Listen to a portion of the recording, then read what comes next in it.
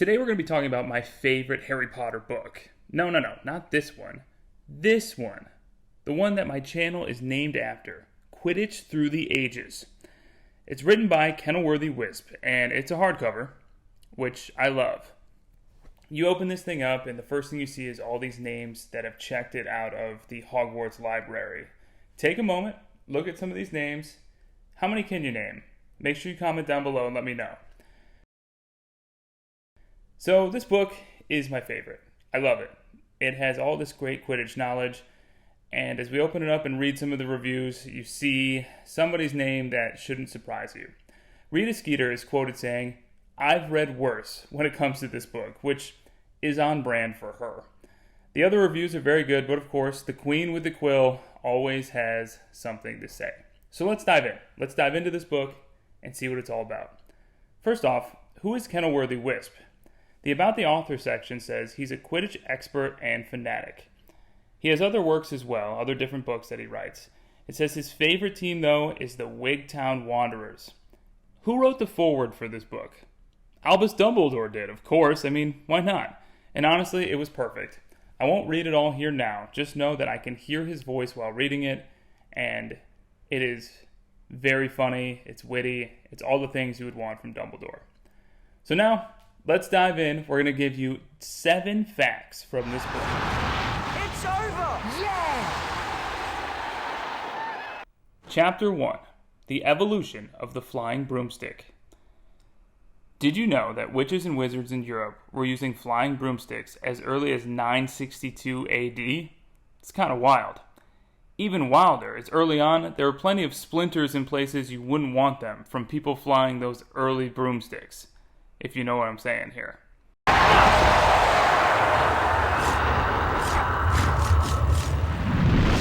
He's grabbed it!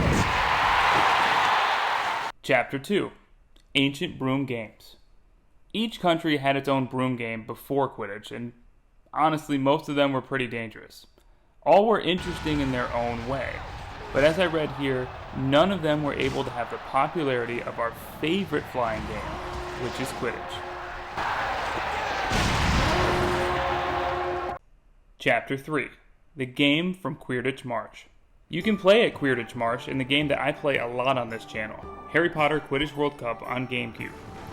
A witch named Gertie Kettle, who lived on the edge of the marsh, kept a diary that's now in the Museum of Quidditch located in London.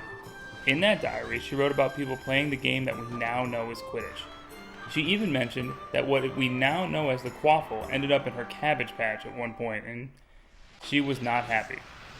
You can see Queerditch Marsh here, and you can play it once you beat the whole game in Harry Potter Quidditch World Cup. Chapter 4. The Arrival of the Golden Snitch. The most iconic part of Quidditch, catching that Golden Snitch. Well, the snitch became part of the game in the year 1269. But back then, it wasn't an enchanted golden ball. It was a snidget bird that looked like this. The invention of the Golden Snitch as we know it today was created by a wizard named Bowman Wright of Godric's Hollow.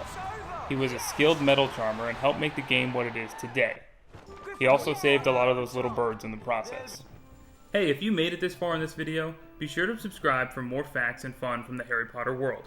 We do a lot of Quidditch facts, we do some old school gaming, and we like to provide knowledge from the books that you may have forgotten. Hit that like button, subscribe, and let's keep having fun. Chapter 5. Anti-muggle precautions. This chapter covers a lot, but all you really need to know is that the Department of Magical Games and Sports makes sure that no muggles see any matches. Chapter 6.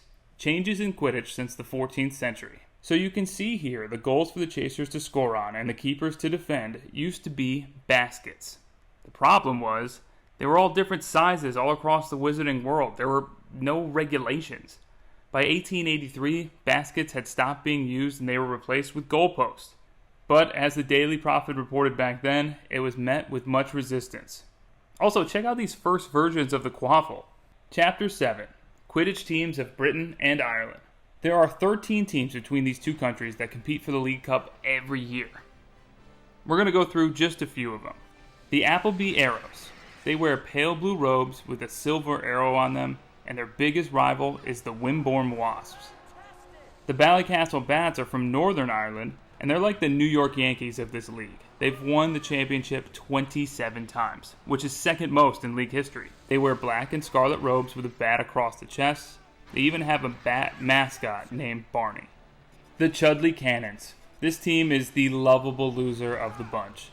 They have won the league 21 times, but they haven't done so since 1892. They wear bright orange robes with a double C on the back. Failmouth Falcons. They wear dark gray and white robes with a falcon head on the chest. They're known for their physical play and always having a good set of beaters. The Holyhead Harpies. Ginny Weasley played for this team. How cool is that? They were founded in 1203, and this Welsh club is an all-female team. Their robes are dark green with a golden talon on the chest. The final team we'll talk about is the Montrose Magpies. They've won the league 32 times. They wear black and white robes, and if you're in need of a winning team to cheer for, this is the one. Like I said, they've won the league 32 times. There's so much more this book has to offer. Plenty more fun facts, interesting nuggets about Quidditch. Be sure to like, comment, and subscribe if you want to see more videos like this. I also have this other book you may have heard of as well. We can dive into that if you want. Gryffindor, come out on top. They'll be dancing in the Gryffindor common room tonight.